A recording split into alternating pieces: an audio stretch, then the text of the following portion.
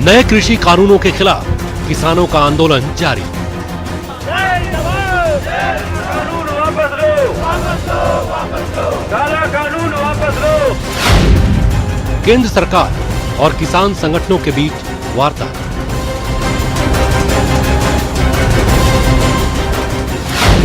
कृषि कानूनों पर किसानों की शिकायतों की कॉपी सरकार को मिली। किसान संगठन तीनों कृषि कानून को रद्द करने की मांग पर अड़े।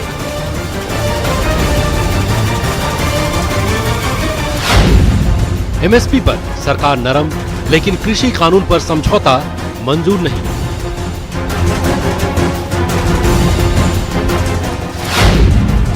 किसान आंदोलन के समर्थन में प्रदेश में तहसील जिला स्तर पर प्रदर्शन।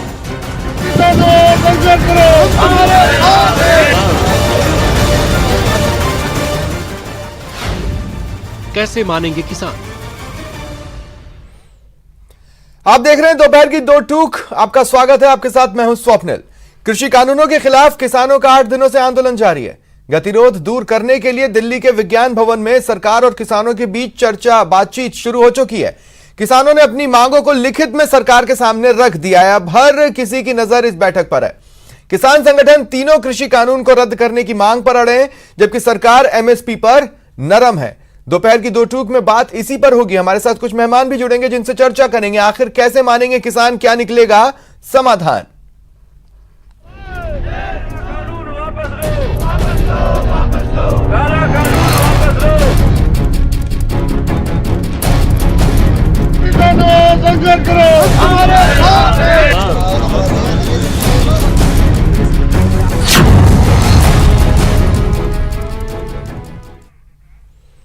और मेरे साथ कुछ मेहमान जुड़ रहे हैं आज के विषय पर चर्चा के लिए। मैं आपको इंट्रोड्यूस करवाता हूं। मेरे साथ बीजेपी नेता पंकज मीणा जी जुड़ रहे हैं, साथ ही कुछ और भी मेहमान हैं जिनसे मैं बातचीत की शुरुआत करूंगा।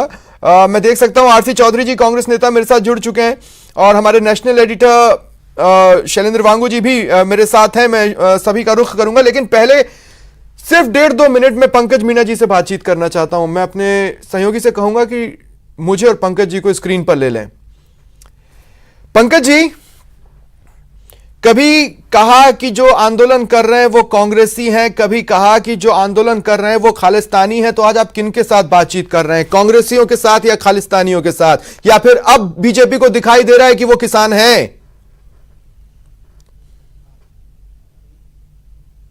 देखिए, बड़ा स्पष्ट है। देश में अगर किसान वर्ग में या समाज के किसी भी वर्ग में किसी भी प्रकार की जिनायत मांग को लेके कोई संगठन सरकार से बात करना चाहता है, सरकार हमेशा स्वागत भी करते आए हैं, इसमें कोई दो राय नहीं है। परंतु जैसा कि देखने को आया कि इस प्रकार से जो ये अभी किसान आंदोलन चल रहा है, विशेषकर किसान आंदोलन पंजाब राज्य के अंदर है, और पंजाब राज्य के अंदर जब किसान आंदोलन चला, किस प्रकार से खालिस्तान के समर्थन में नारे लगे, तो नहीं, हरियाणा तो क्या, हरियाणा ने कहा कि वहीं का आंदोलन है, हमारे लोग नहीं है, फिर उसमें वहां के लोग भी जुड़ गए। चूक हो गई ना कहीं। आपको भी याद होगा 2 महीने पहले मैंने कहा था वो जो सड़कों पर एक किसान है आपको नहीं दिख रहा, लेकिन आपको अब दिख रहे हैं ना। चूक हो गई ना समझने में कि किसानों में नाराजगी थी।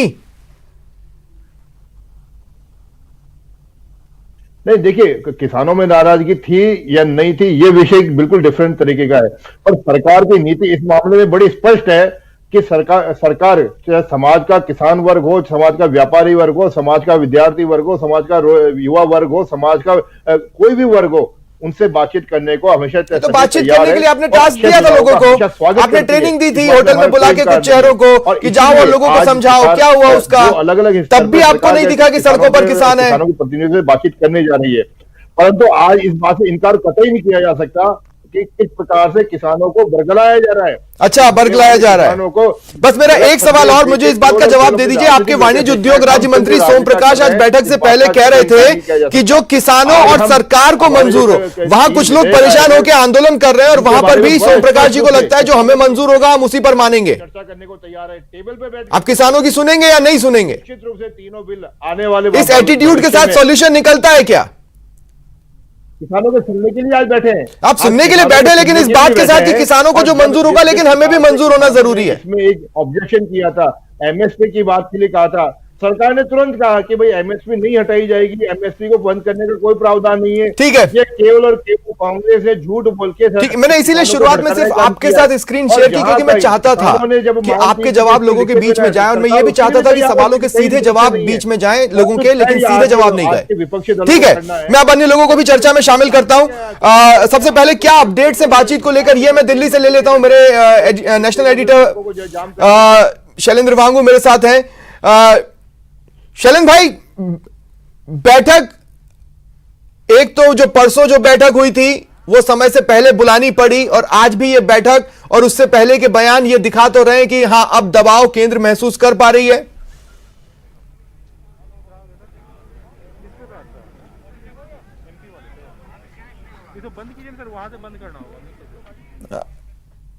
लगता है शैलेंद्र जी से मेरा संपर्क नहीं हो पा रहा है। बहरहाल आरसी चौधरी जी, मैं ये कह रहा हूं कि कांग्रेस समय समय पर प्रयासों के नाम पर हम अपना बिल ले आएंगे, और एक दो दिन आपने परफॉर्मेंस भी दी सड़कों पर किसान हितैषी दिखने की, लेकिन किसानों ने साफ कह दिया कि हमें राजनीतिक दल हमारे मंच पर नहीं चाहिए, वो हमें हाईजैक ना करें। इसके बावजूद भी कल एनएसयूआई ने प्रदर्शन कर लिया और आज सेवा दल भी उतर गया। तो आपकी नीयत पर किसान भरोसा क्यों नहीं कर पा रहा है? सपन जी, सबसे पहले तो मैं ये कहना चाहूंगा कि भारतीय जनता पार्टी के प्रवक्ता जिस प्रकार से पंकज मीणा बोल रहे थे, उन्हें इस इतिहास का पता होना चाहिए। इस देश की आजादी के अंदर, इस देश की स्वाधीनता के अंदर, ठीक है, जनजाति, आदिवासी और किसानों ने जितने बड़े आंदोलन ब्रिटेनी सरकार के खिलाफ में किए थे, उन लोगों ने इस देश को जो आजादी दिलाई, आज जो चुनी हुई जो सरकार है उन पे जो हमले कर रही है, उनके साथ जो भी कोई खड़ा होता है उन्हें राजनीतिक दल को रोटियां सेकने का बहाना कहती है, या फिर वो सवाल मैंने आंदोलन से पूछ लिया। आरसी साहब, आपको, मुझे नहीं लगता कि आपको इस वक्त ये बोलने की जरूरत महसूस होनी चाहिए, क्योंकि वो सवाल मैंने सीधा पंकज जी से पूछ लिया, लेकिन मेरा सवाल जो सीधा आपसे है उसका जवाब दीजिए ना। आखिर आपकी नीयत पर किसान भरोसा क्यों नहीं कर पाए? क्यों किसानों को ये कहना पड़ा कि हम राजनीतिक चेहरों को अपना मंच नहीं देंगे? किसान, इस देश का युवा बहुत अच्छी तरीके से जानता है कि किस प्रकार भारतीय जनता पार्टी का अतीत रहा है, जो सदैव मुखबिर का काम करके तो फिर क्या वो कांग्रेस का अतीत था जिसके कारण किसानों को ये कहना पड़ा कि नहीं, हम राजनीतिक चेहरों को मंच पर नहीं आने देंगे? चाहे खेड़ा सत्याग्रह, इतने आंदोलन रहे इस देश के अंदर, जिन्होंने अंग्रेजी हुकूमत के खिलाफ उन्होंने आंदोलन लड़े, आज का ये किसान अपने हक और हकूक के लिए लड़ेगा। और कांग्रेस पार्टी सदैव इस देश के दलित, आदिवासी, जनजाति, इन लोगों के साथ में खड़े होकर उनकी आवाज को मुखर करने का काम किया और आगे भी करती रहेगी। भारतीय जनता पार्टी की जवाबदेही ये बनती है कि वो चुनी हुई सरकार है, अगर वो संवाद करती तो 8 दिन की कड़ाके की ठंड में ना किसानों को यातनाएं झेलनी पड़ती, ना ठंडी बहुत सारे पानी के अंदर भीगना पड़ता, ना जैसे आपके समय में तो आंदोलन हुए नहीं है साहब, ना उन्हें खड़े हुए खाडों से अवरुद्ध किया जाता है। नहीं, कांग्रेस के समय में तो आंदोलन हुए ही नहीं है। देश का गृह मंत्री अन्ना हजारे वाला आंदोलन आप शायद भूल गए, जब देश भर में लोगों को रातों में प्रदर्शन करना पड़ा। 12 किलोमीटर दूर दिल्ली से नहीं जा सकता, 1200 किलोमीटर दूर जा सकता है। ये भारतीय जनता पार्टी सरकारें जब अहंकारी हो जाती है ना, और उन्हें सड़कों पर उतरने वाले आक्रोशित चेहरे एक निश्चित खाके में नजर आते हैं, जो 25 लाख तो फिर इसी तरह के बयान आते हैं। ये गलती आप पहले कर चुके हैं और अब बीजेपी कर रही है। ठीक है, मैं आगे आपके पास आता हूं आरसी साहब। रामधन गुर्जर मंडालिया जी किसान नेता है, मेरे साथ जुड़ रहे हैं। रामधन जी, स्वागत करता हूं आपका मैं न्यूज 18 राजस्थान पर। धनदाता को भारी करना चाहती है, लेकिन अन्नदाता पे धनदाता कभी भारी नहीं हो सकता। रामधन जी, डिबेट में शामिल होइए, कहिए क्या कहना चाहते हैं। हाँ जी, हाँ हो गया, अभी हो गया, यही हूं मैं। हाँ रामधन जी बोले, क्या कहना चाहते हैं? हाँ, मैं आपको सुन पा रहा हूं। हाँ बिल्कुल, आप जो कहना चाहते हैं खुलकर कहिए। हाँ हाँ हाँ, मैं ये कहना चाहता हूं कि किसानों के साथ में जो सरकार ने छलावा करती है हर टाइम, वह हमेशा छलावा के अलावा कोई बात ही नहीं है। राज्य सरकार हो या बीजेपी सरकार हो, कांग्रेस सरकार हो, हमारे किसी पार्टी से मतलब नहीं है। हम तो हमारा की लड़ाई लड़ते हैं। 8 दिन से हम दिल्ली में किसान बैठे हुए हैं, कोई सुनाई नहीं करते। वार्ता के लिए आता है, वार्ता कोई करता नहीं है। क्या मतलब है इस 3 विधेयक का? हमारे माल जो सरकारी मंडियों में नहीं बिकता है, अभी बाजरे के भाव 1000-1200 रुपये में खरीद रहा है, क्या मतलब है 2150 रुपए एमएमसी समर्थन मूल्य है, तो इनको एमएमसी भावों से नीचे खरीदने की गारंटी सरकार की है या नहीं है? ये क्यों नहीं कर रही हो? नहीं तो अगर जो कंपनियां हमारे से कि नहीं एमएसपी कभी नहीं हटेगा, एमएसपी रहेगा, बीमा कंपनियां फसल बीमा लेती है, हाँ एमएमसी से नीचे हाँ, तो क्या एक बेटर रास्ता ये हो सकता है कि केंद्र एक और बिल लेकर आ जाए और ये सुनिश्चित कर दे कि कभी भी एमएसपी लुप्त नहीं हो सकता? नहीं, एमएमसी नहीं, हमारी तो समर्थन मूल्य जो गारंटी समर्थन मूल्य वो केंद्र सरकार की है, उसी को सही रूप से लागू क्यों नहीं करते? कभी खोलते एक आटा 15 दिन चलता है, 20 दिन चना चुलता है, फिर बंद हो जाता है, सरसों चुलती है, फिर बंद हो जाते है। ऐसे क्या राजनीति लगा रखी है दोनों पार्टियों ने? इन्होंने तो होड़ मार रखी है, किसानों के साथ में छलावा के अलावा कोई आगे की वो नहीं है। 70 साल से किसान वही पीछे का पीछे। आपको मालूम होना चाहिए अभी सर्दी में किसान के कितना खर्चा होता है, रात को लाइट आती है, दिन में क्यों नहीं देते? पूंजीपतियों को इसको दिन में लाइट मिलती है, किसान को 6 घंटे मिलेगी, उसमें 2 घंटे काट के 4 घंटे मिलेगी, वो भी रात को मिलेगी।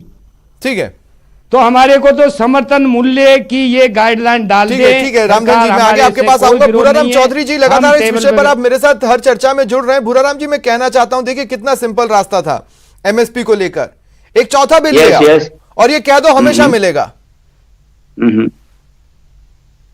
मैं पहले का विषय सुन नहीं पाया हूँ, राजस्थान का विषय है या जो भारत केंद्र किसान का आंदोलन चल रहा है? जो किसान आंदोलन चल रहा है और किसानों के साथ जो केंद्र सरकार बातचीत कर रही है, ये कहकर कि जो किसानों और हमें दोनों को मंजूर होगा उसी पर सहमति बनेगी। बिल्कुल समझ गया मैं आपकी बात को आदरणीय स्वप्न जी। सबसे पहले तो मैं आपका जो न्यूज 18 राजस्थान उसको धन्यवाद देता हूं कि किसान के मुद्दों को बराबर उठा रहे हैं, बहुत अच्छी बात है ये। किसी के तो दिल में दर्द है किसान के प्रति। अब रही बात 3 किसान बिलों की, आपको मालूम हो तो जब आए थे सितंबर में तभी एक बहस हुई थी, आदरणीय सैनी साहब पूर्व कृषि मंत्री महोदय हमारे साथ थे, तब भी हमने कहा था सैनी साहब ये बहुत खतरनाक बिल लेके आए हो, आप कृपया करके इनको वापस विड्रॉ कर लो। किसान चाहता ही नहीं है कि मेरा आप इन बिलों के माध्यम से भला करो, तो आप धक्के से क्यों उनका भला करना चाहते हो? तो आज किसान की एक ही मांग है, इन तीनों बिलों को एक तो वापस लिया जाए, दूसरा एमएसपी की गारंटी दी जाए, तीसरा स्वामीनाथन कमेटी को लागू कर दिया जाए, जो कि वादा था, जो कि वादा था एक समय बीजेपी का। स्वामीनाथन आयोग की रिपोर्ट को लागू करने का वादा था बीजेपी का एक समय का। यस, वादा था। 2014 के अंदर आदरणीय मोदी साहब ने जगह जगह भाषण यही दिया था और हम भी भाषण सुनते थे। ईमानदारी की बात है मोदी साहब की, आज मोदी साहब की कहां रैली है, क्या कहते हैं देखें। और हमेशा कहते थे कि आते ही स्वामीनाथन रिपोर्ट को लागू कर दूंगा, पहली कलम से किसानों का ऋण माफ कर दूंगा। हमारे जो बीजेपी नेता है पंकज मीणा जी, मैं आपसे ये बात पूछना चाहता हूं, 2014 और यहां तक कि 2019 के चुनाव, 2019 के अंत तक, यहां तक कि लॉकडाउन शुरू हुआ उस वक्त भी हम पूरे देश में नमो नमो सुनते रहे, लेकिन पिछले 8-10 दिनों से हम लगातार मोदी जी और शाह जी के खिलाफ नारे सुन रहे हैं सड़कों पर। कुछ तो गड़बड़ हुआ होगा। स्वप्निल जी, मैं सबसे पहले तो अभी हमारे कांग्रेस के प्रतिनिधि ने जो लंबा चौड़ा भाषण रट के आए थे घर से, उसको इन्होंने प्रेजेंट किया, उसके बारे में जवाब देना चाहूंगा। इतिहास गवाह इस बात का कि चाहे आजादी के पहले हो चाहे आजादी के बाद में हो, कांग्रेस ने हमेशा किसान आंदोलन का विरोध किया है। इसका सबसे बड़ा उदाहरण अगर किसी को देखना है तो राजस्थान का जो विजय सिंह पथिक के नेतृत्व में श्रमजीवी आंदोलन होता, उसी में देखा जा सकता है। दिक्कत क्या हो रही है पंकज जी? आंदोलन से दूर रही। आपने कहा कि मैं पहले आपसे बात कर रहा था, फिर मैंने उनसे बात की, उन्होंने उनका जवाब देने की जगह आपको कोसते रहे। मैं आपसे बात कर रहा हूं तो आप उनको कोसने लगेंगे, तो सवाल का जवाब कौन देगा मुझे? मैं आपसे पूछ क्या रहा हूं? सामने आना चाहिए, इनके मुंह में राम बगल में छुरी होती है। ठीक है, वो आ गई आपकी बात। ये देखिए, हो गया आरसी साहब पर हमला, दिख गए वो मुझे स्क्रीन पर घायल। अब पंकज जी मुझे ये बताइए कि आखिर नमो नमो के नारे घायल क्यों हुए आज की डेट में? किसान आंदोलन की बिल्कुल स्वप्निल जी, मैं अब आगे आपको बताना चाहूंगा। स्वामीनाथन आयोग की रिपोर्ट 2007 के अंदर सदन में टेबल पे रखी गई थी। 2007 से लेकर 2014 तक कांग्रेस इसको लगातार दबा के रखा, ना तो उसको उन्होंने उसके ऊपर कोई कार्रवाई की और ना सदन से उसे कोई मंजूरी ली। 2014 के अंदर प्रधानमंत्री नरेंद्र मोदी जी के नेतृत्व में जब सरकार बनी, उसके बाद में स्वामीनाथन उन्होंने 7 साल दबा के रखा, आपने 6 साल दबा के 3 कानून ले आए जिन पर किसान आंदोलित हो गए। अच्छा, जब कृषि बिल पास कराने थे आप कह रहे थे कि हमारी देश भर के किसानों से बात हुई है, देश भर के किसान नेताओं से बात हुई है, हमारी इससे बात हुई है, हमारी फलाने से बात हुई है। अगर उसी समय समझा बुझा ले जाते तो ये तस्वीरें ही नहीं आती। हो चुका है। अब शक हो रहा है कि बात हुई थी कि नहीं हुई थी। आप मेरी बात सुनेंगे पूरी? हाँ, मैं सुनना चाहता हूं ना पंकज जी, आप सवाल पर चिपके रहे, मैं सुनता रहूंगा। मैं आपको दावे के, अगर आपको केवल सवाल ही करना है, जवाब का आपको इंतजार नहीं है तो फिर कोई जैसे ही आपका जवाब सवाल के सिस्टम से भटकता दिखेगा, मैं दूसरा सवाल ठोक दूंगा। आपको बताना चाहता हूँ। हाँ बताइए। सुन लीजिए। हाँ बोलिए, सुन लीजिए, बोलिए। अरे स्वप्निल जी प्रश्न ही करते रहेंगे, सुनेंगे भी। हाँ तो पंकज जी बोले ना। हाँ बोले। आप सुनेंगे नहीं तो जवाब कैसे मिलेगा? चलिए मैं सुन रहा हूँ, अगले 30 सेकंड में एकदम चुप रहूंगा, बोलिए। स्वामीनाथन आयोग की रिपोर्ट का 80%, स्वामीनाथन आयोग की रिपोर्ट का 80% आज लागू हो चुका है। आपको ध्यान है, आज से 3 साल पहले यह कांग्रेस के जमाने में जो बाजरे का एमएसपी 1100-1200 हुआ करता था, वो 2 साल पहले 2100 रुपए किया गया। वो स्वामीनाथन आयोग की रिपोर्ट के अनुसार ही किया गया। स्वामीनाथन आयोग की रिपोर्ट के अनुसार लागत मूल्य का दाम मिलना चाहिए, उसी आधार पर 2 साल पहले 2018 के अंदर एमएसपी तय की गई और 700% तक एमएसपी बढ़ी उस वक्त। आपको ये स्वामीनाथन आयोग की रिपोर्ट का परिणाम था। स्वामीनाथन आयोग की रिपोर्ट के परिणाम के स्वरूप। पंकज जी मेरी बात सुनिए, क्या कृषि बिलों के पास होने से पहले किसानों से बेहतर ढंग से बात की जा सकती थी? सिंपल सा सवाल है। देखिए, कृषि बिल जो है, बिल्कुल सिंपल सी जवाब है इस बात का। कृषि बिल किसानों को अपने माल बेचने की आजादी के लिए आया है। ये इसको गलत तरीके से पेश करके केवल और केवल मैं बार-बार ये कह रहा हूं, तरीके से किसान आंदोलन को गलत तरीके से क्या पेश कर रहा होता है। मेरे साथ मेरे नेशनल एडिटर शैलेंद्र वांगू जी दिल्ली से जुड़ रहे हैं। शैलेंद्र जी, मैं जानना चाहता हूं बैठक को लेकर क्या संकेत मिल रहे हैं, क्या अपडेट्स हैं?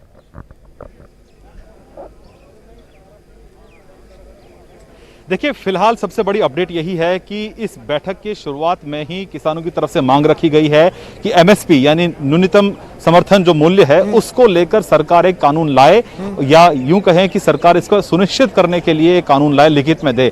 तो कहीं ना कहीं हम पहले ही बात कह चुके हैं कि एमएसपी को लेकर सरकार पहले से ही लचीला रवैया अपना रही थी और सरकार ने कहा था कि अगर जरूरत पड़ी तो इसका आश्वासन के तौर पर हम लिखित में भी देने को तैयार हैं। लेकिन यह फॉर्मेट क्या होगा ये अब तक क्लियर नहीं है। क्या ऑर्डिनेंस जारी किया जाएगा या एक ऑर्डर जारी किया जाएगा, एग्जीक्यूटिव ऑर्डर, या फिर इस बिल में अमेंडमेंट लाई जाएगी, यह भी क्लियर नहीं है। लेकिन यह जरूर है कि सरकार इसको लेकर पहले से तैयार थी। दूसरी अहम बात यह है कि कॉन्ट्रैक्ट फार्मिंग को लेकर भी किसानों की चिंताएं हैं। उनका यह कहना है कि अगर कॉन्ट्रैक्ट फार्मिंग को वो चैलेंज करना चाहें तो वो कोर्ट नहीं जा सकते इस कानून के तहत। उसमें भी बदलाव की कोशिश इस बातचीत से पहले क्या केंद्र अब दबाव में नजर आ रही है? 8वां दिन है आज।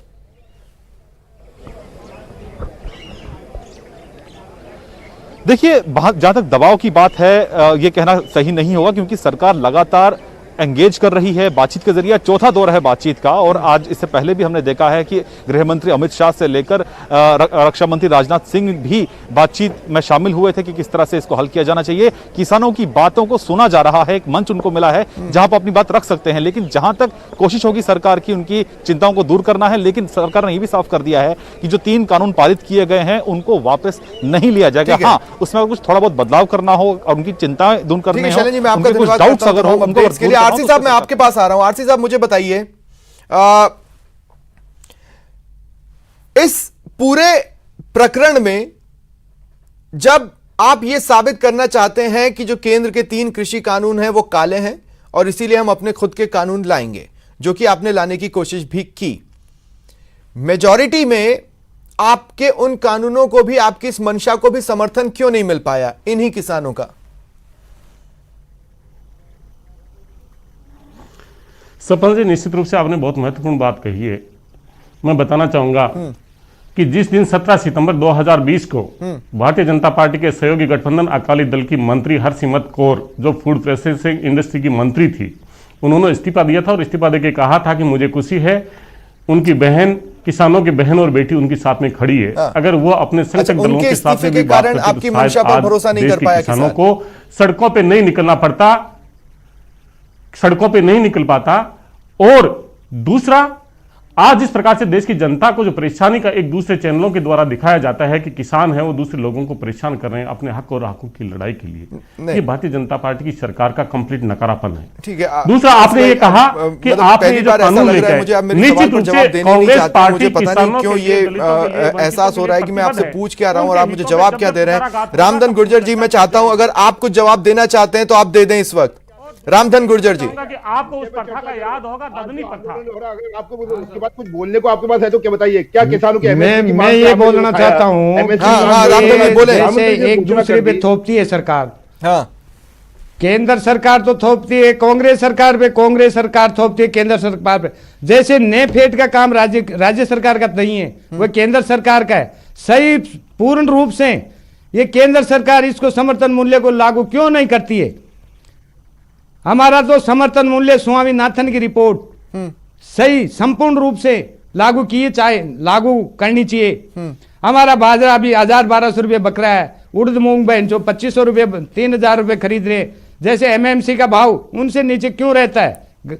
ठीक है। जो समर्थन मूल्य गवर्नमेंट ने बनाया है, हमारा माल दूसरा मोल क्यों करता है उनका? हम चीनी लेने जाते हैं बाजार में, बाजरा की थैली लेने जाते हैं, उस बाजरा की थैली का हम 10 रुपए किलो की क्या हम 700 रुपए दे के आते हैं। सब बढ़िया है कि दम पर कब तक किसानों के विरोध से फिलहाल तो इतना भारी 10 गुने से भी सियासत, ज्यादा। ये देखने वाली बात होगी। मैं आप सभी का शुक्रिया करता हूं मेरे साथ जुड़ने के लिए और इस चर्चा में शामिल होने के लिए। यह था दोपहर की दो टूक। नमस्कार।